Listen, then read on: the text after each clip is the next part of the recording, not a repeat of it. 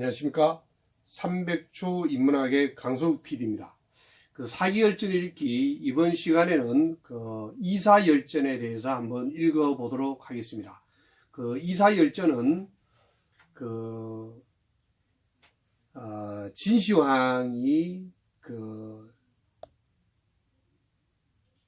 전국 시대를 실질적으로 통일할 때 이때 어떤 큰 역할을 하는 사람이 바로 이 성상이사입니다. 그래서 이 이사는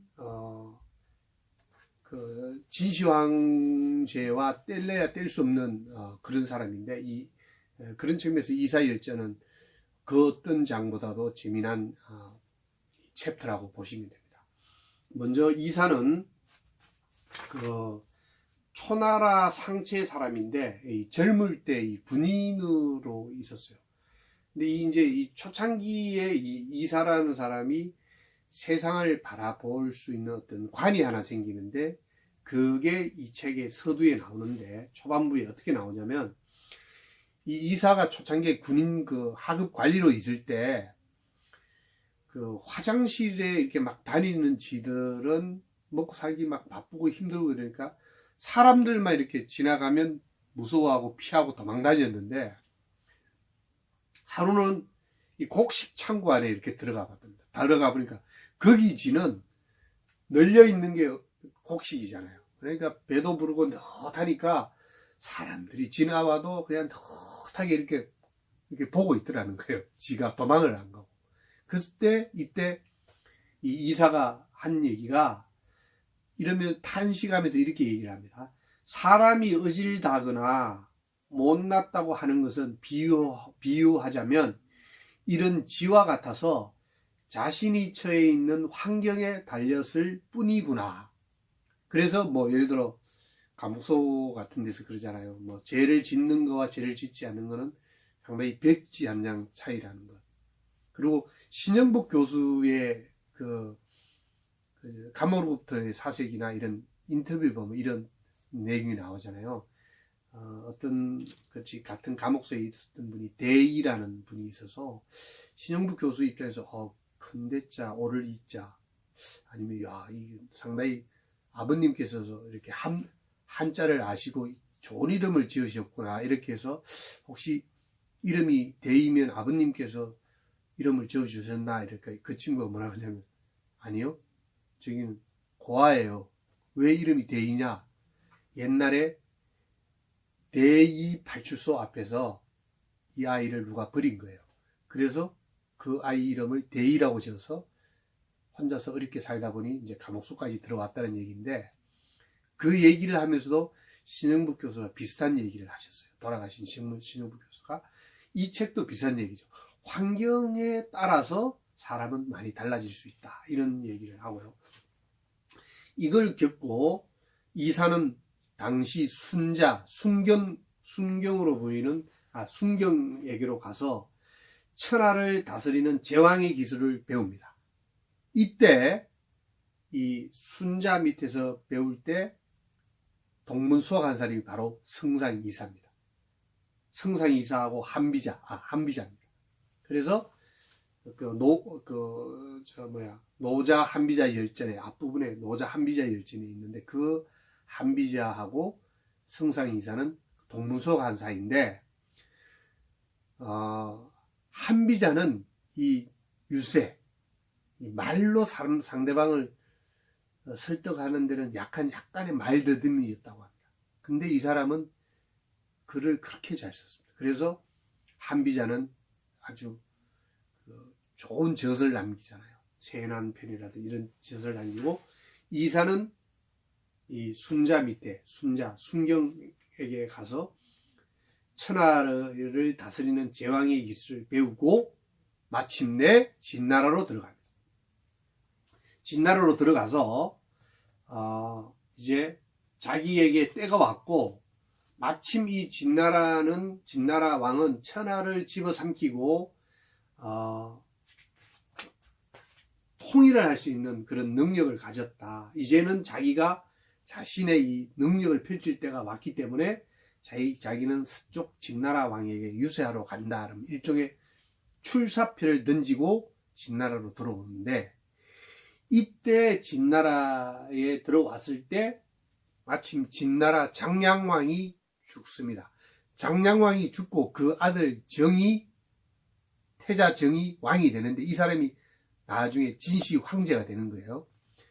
이때 진나라 들어온 이사는 여부리를 찾아가, 그 성상 문신후 여부리를 찾아가 그의 사인이 되고, 그 집에 일을 돌보다가 여부리가 이렇게 보니까 이사가 상당히 똑똑하고 지혜로운 거예요. 그래서 당시 왕인 진시황에게 추천을 합니다. 아들 이름이 정이죠. 정.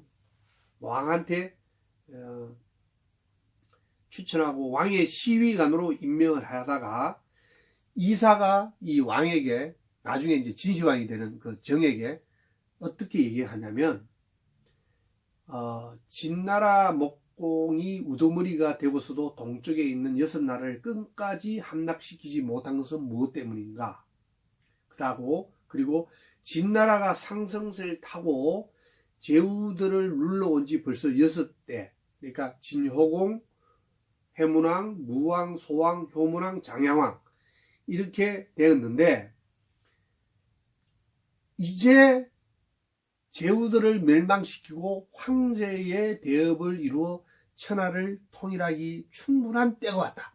그러니까 진시황의 할아버지 6대 이상의 할아버지 진목공 때는 그때 때가 됐지 않았지만, 이 6대조 효공부터 해문왕, 소왕, 장양왕까지 이렇게 축적된 에너지가 있고 천하를 통일될 때가 왔다.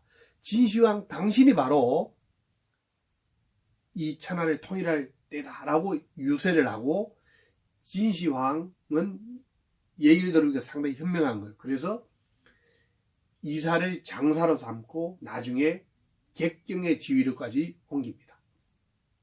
근데 이 이사가 굉장히 잘 나가고 권력을 이제 한 스텝 바이 스텝으로 얻어갈 때 하나의 사건이 일어나는데, 한나라의 정국이라는 사람이 진나라에 들어와서 또 유세를 한 거예요. 뭐라고 유세하냐면, 대운하가 필요합니다. 이 논밭에 물을 대는 문화가 필요합니다라고 해요. 근데 문화를 지으려면 어떻게 해야 돼요? 수많은 사람들이 노역에 참여해야 되잖아요. 결국은 진나라의 어떤 펀더멘탈, 경제적 펀더멘탈을 약화시키려는 의도로 일부러 진나라에 들어와서 이걸 한 거예요. 이게 진나라를 교란시키려고 하는 게 발각이 되니까, 이 진시황이 뭐라고 하냐면, 우리 진나라에 들어와 있는 외부로부터 들어온 모든 사람을 추방하는 걸로 당시에 그 대전에서 회의가 모아지고 있었어요. 이때 이사가 유명한 글을 하나 올립니다. 이 장문의 글을 올리는데, 내용은 짧게 하면 이런 거예요. 진나라 목공은 유여와 백리를 얻었고, 외부로부터 온 사람들이요. 효공도 상황의 변법을 위나라로부터 온 상황한테 얻었잖아요. 해왕은 장의, 소왕은 범저. 이런 오늘의 진나라를 만드는데 탁월한 역할을 하는 책사들은 대부분 다 외부로 왔어요. 외부로 들어왔다. 이것을 쭉 글로 옮긴 다음에 뭐라고 하냐면, 유명한 얘기를 하는데 이 얘기를 해요.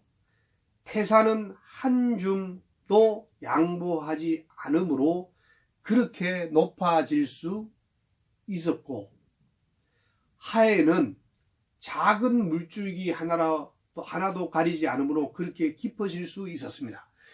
이 말이 이제 뭐냐 그러면, 태산 불량 토양 고능성 기대 하해 불택 세류 고능치 기십. 이 내용은 우리 이 페이스북이나 이렇게 카카오톡에 자기의 어떤 표지 말 있잖아요. 자기를 나타내는 말로 많이 쓰는 말이 이 말이. 그 내용이 이제 뭐냐면, 큰 태산이 큰 높은 산이 이루어지려면 내가 이 흙을 받고 저 흙을 받고 이렇게 흙함줌을 막 가려서 받아서 되는 게 아니라 주변에 있는 모든 흙을 내가 취해야지 태산이 되는 거고, 그 다음에 하해의 큰 바다는 작은 물줄기 하나를 이 물줄기를 받고 저 물줄기는 받지 않고 저 물줄기는 받지 않고 이렇게 가려 받아서는 큰 하해 같은 큰 바다가 될 수 없다는 거예요. 포용하라는 거죠.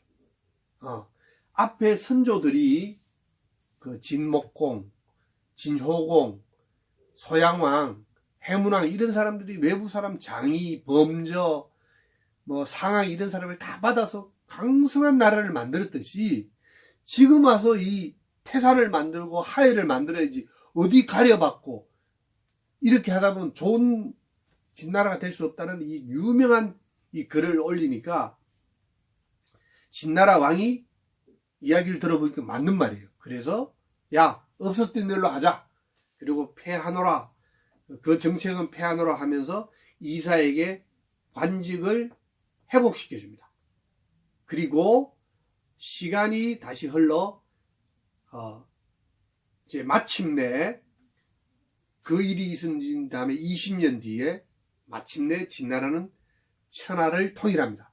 그 사이 20년 동안 이 이사가 진시황을 보좌하여 큰 역할을 하게 됩니다. 그리고 천하를 통일하고 마침내 성상의 반열에 오르게 되는데 그 이름이 바로 이사입니다. 성상 이사가 이제 탄생하게 되는 겁니다. 자, 이번에는 성상 이사가 되는까지 이사 열전의 요까지고 뒷부분은 다음 시간에 계속 읽어보도록 하겠습니다. 감사합니다.